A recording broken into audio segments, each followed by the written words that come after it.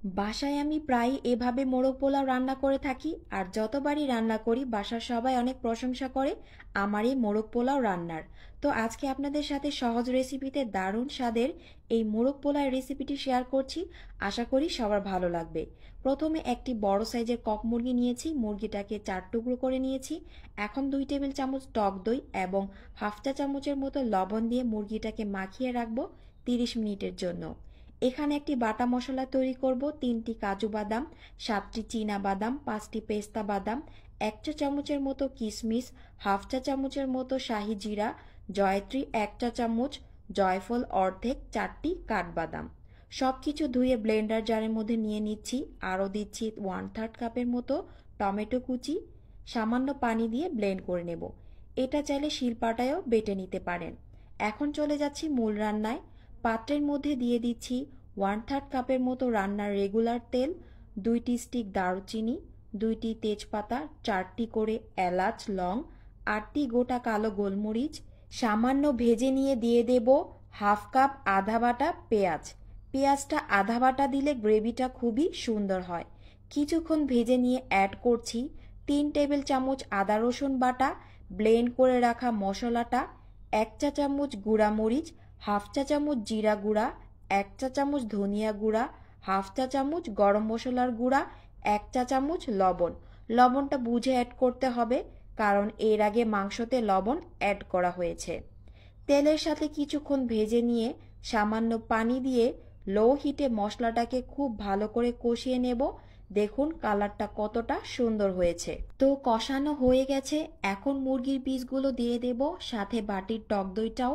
5 মিনিটের মতো মিডিয়াম হিটে মশলার সাথে চিকেনটাকে খুব ভালো করে কষিয়ে নেব। এখন দিয়ে দেব 1 কাপের মতো পানি, 2 টেবিল চামচের মতো গুঁড়ো দুধ, আস্ত কিছু কাঁচামরিচ। সব কিছু খুব ভালো করে মিক্স করে ঢেকে রান্না করব চিকেন সিদ্ধ হয়ে যাওয়ার আগ পর্যন্ত।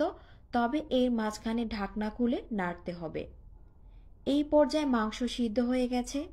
এখন মুরগির পিসগুলো উঠিয়ে নেব, আর এই গ্রেভিটার মধ্যে দিয়ে দেব আধা কেজি পোলাওয়ের চাল। চালটাকে 20 মিনিট ভিজিয়ে রেখে ধুয়ে স্ট্রেনারে পানিটা ঝরিয়ে রেখেছি। এখন চালটাকে মিডিয়াম হিটে 3 থেকে 4 মিনিট মশলার সাথে ভেজে নেব। 2 কাপ চালের জন্য দিয়ে দিচ্ছি 3 কাপ পানি। আরও দিচ্ছি 2 টেবিল চামচের মতো গুঁড়ো দুধ আর আস্ত কিছু কাঁচামরিচ। সব কিছু খুব ভালো করে মিক্স করে নেব। এখন মিডিয়াম হিটে ঢাকনা না দিয়েই নেড়ে চেড়ে পানিটা শুকিয়ে নেব 90%। এই পর্যায়ে লবণটা চেক করে অ্যাড করবেন। এখন পানিটা মোটামুটি শুকিয়ে গেছে। এখন ঢাকনা দিয়ে চুলার হিটটা একেবারে লোতে করে দিয়ে 5 মিনিটের মতো দমে রাখবো। 5 মিনিট পর ঢাকনা খুলে আলতো করে একবার উল্টিয়ে দেব। তারপর আবারও দমে রাখবো 6 থেকে 7 মিনিট। এই পর্যায়ে চালটা ফুটে এসেছে। দেখুন কালারটা কতটা সুন্দর হয়েছে এবং ঝরঝরে হয়েছে। যত ঠান্ডা হবে তত ঝরঝরে হবে। এখন পোলাওটা ভালো করে সেট করে উপরের মুরগির পিসগুলো দিয়ে দেব। আরও দেব 1 চা চামচের মতো ঘি ও পেঁয়াজ বেরেস্তা। চুলাটা অফ করে ঢেকে রাখবো 5 মিনিটের মতো। এতে করে ঘি আর বেরেস্তা মিলে সুন্দর একটা ফ্লেভার আসবে। এখন নামিয়ে পরিবেশন করব। সাথে একটি ডিম দিয়েছি। এভাবে রান্না করলে অনেক মজার হয়। ঈদ বলেন, ছুটি কিংবা অন্যান্য দিনে এভাবে মোরগ পোলাও তৈরি করতে পারেন। আশা করি সবার ভালো লাগবে। ধন্যবাদ।